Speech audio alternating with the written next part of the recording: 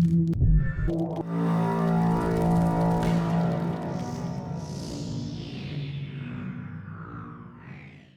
everybody, what's going on, and welcome to Guns N' Roses Central. And yesterday was the 25th anniversary of Guns N' Roses' last show of the Use Your Illusion tour. So they played a show in Buenos Aires, Argentina. They played two shows in Argentina to end the world tour, and I just wanted to talk about what happened that night. So in Slash's book, he didn't really give that concert a lot of discussion, but he said the tour continued through Europe and then returned to South America. We did our last date in Argentina on July 17th, 1993.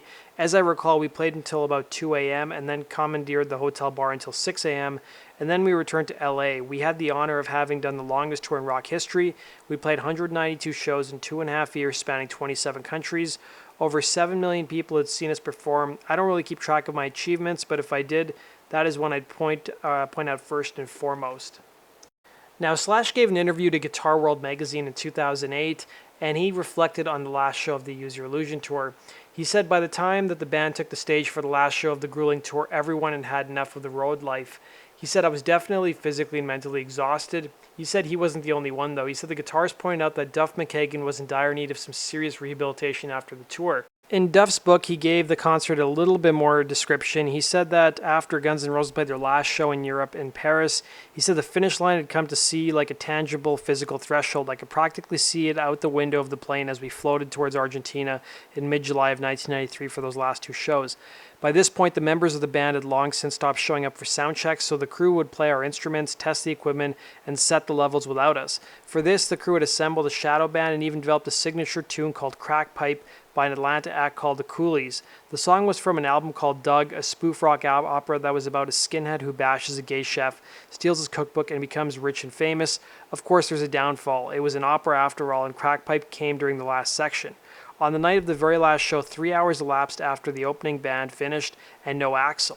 Please can't this end without any more people fucking getting hurt? Please. Audiences in South America tended to throw a lot of rocks, and with no sign of GNR, things were getting ugly. Our production manager gathered the guys who formed the crew band. He said, get up there, he said, you're playing. A huge scream went up from the audience as the crew band jogged out to their places, and the entire stage set sprang to life. The band launched into a tune, the lights pulsed, then the Jumbotron video screens lit up and showed McBob and the rest of the guys rocking to Crack Pipe. Suddenly, 50,000 started shouting what must have been obscenities. Then Axl arrived, and there would be no riot. When we finally took the stage for our last show in Argentina, I peered out the crowd. This could be it. Remember this moment, remember the scene, the stadium, and these fans. We limped back to LA and quickly went our separate ways, back into our private lairs to lick our wounds. Now, Gilby Clarke opened up about the last show in Argentina. In fact, he revealed that he knew that things were going to fall apart or end after that last show. So Clarke recalled his last moments and Guns N' Roses came in an unsurprisingly abrupt fashion. He said, my official end was actually the last show of the tour, he continued. Axl was jokingly saying bye to everybody, but he was really saying bye to everybody.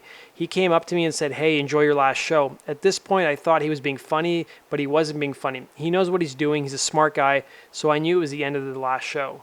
Now, the night before Guns N' Roses played their last show of the Use Your Illusion tour, something happened to Axl, and as if to end the tour in style to which everyone had become unhealthily accustomed to, the night before the show, more than 50 police officers from the city's narcotics division forced their way into Axl Rose's top floor penthouse suite where he was eating dinner. So having made a thorough search for drugs, they retreated without apology, having found nothing.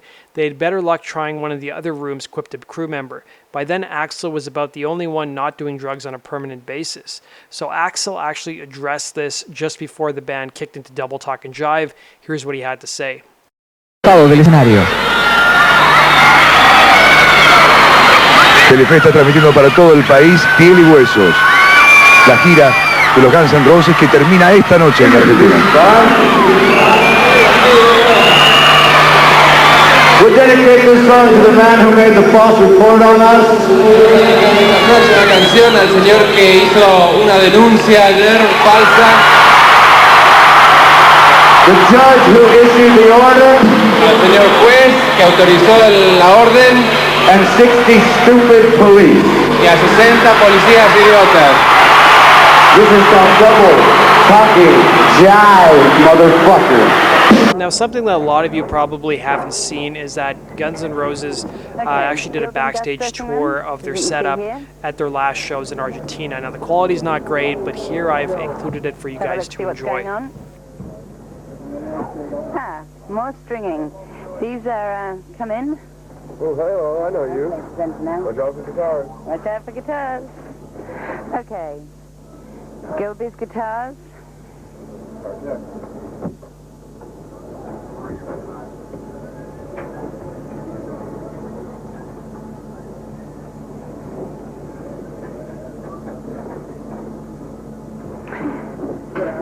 Duff bass guitars over here.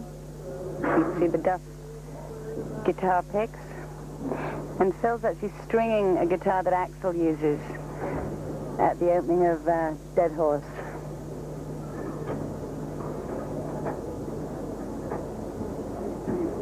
You can see hanging from the ceiling bits and pieces we've collected along the way. Voodoo. Voodoo, exactly. Good show.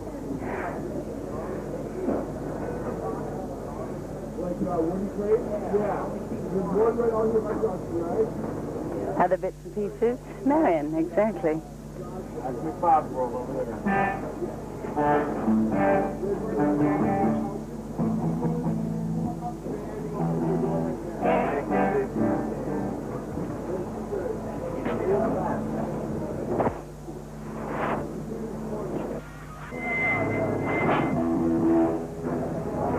So this moves out from here. This moves out from here out to the center of the stage. You can see it's covered up now with special materials will stop it getting too hot in the sun, because otherwise it'll go out of tune again.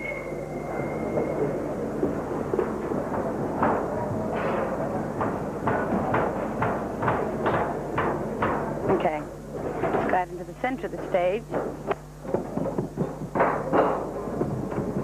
Okay, through here you can see the front of the Guns N' Roses drum kit. Skeleton versions of all the band members. Jimmy Doyle's just doing the last final tune-up over there on that kit. Okay.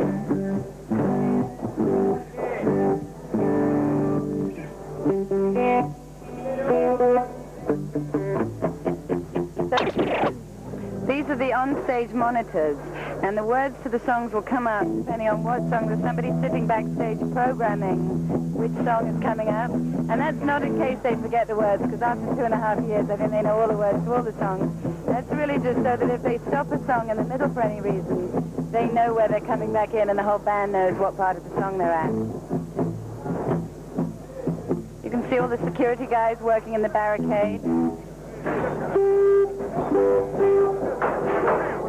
They'll be handing out water. These big blue buckets are going to be filled with water. They can hand out glasses of water to the crowd in case they get too hot during the show. And these are the ramps on which the band can walk, and they can come down onto here, they can move up here, they can go all up there, so they can get pretty close to the crowd. The two covers of the two Use Your Illusion albums, 1 and 2, on either side. And if you run from one end of the stage to the other, you realize what a great workout it really is.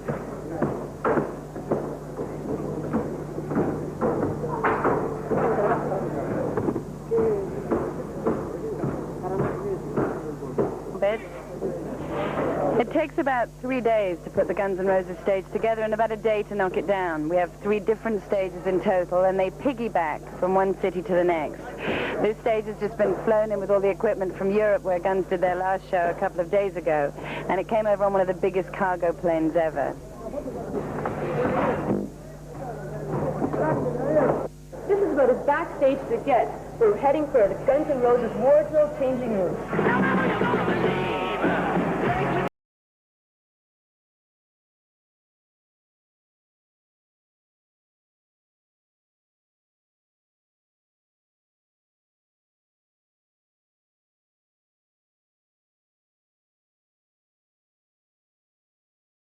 Guess whose face this is?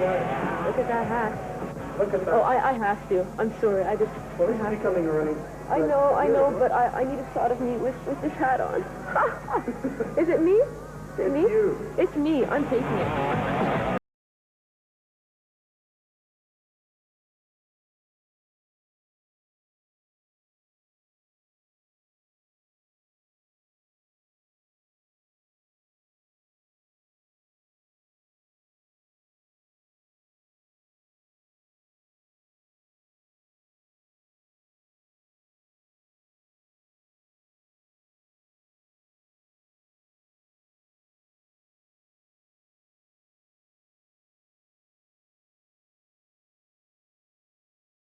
Clothing. Let's see exactly what's in here.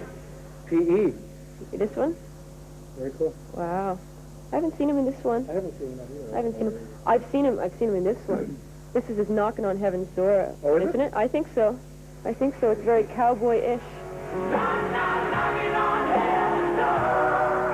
Did you notice that for Civil War he changed 3 times?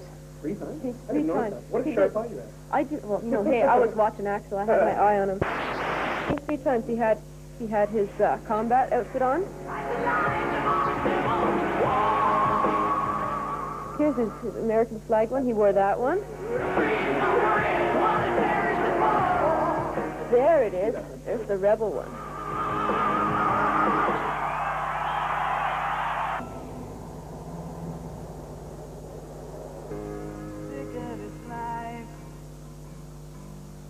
Not that you care. I'm not the only one.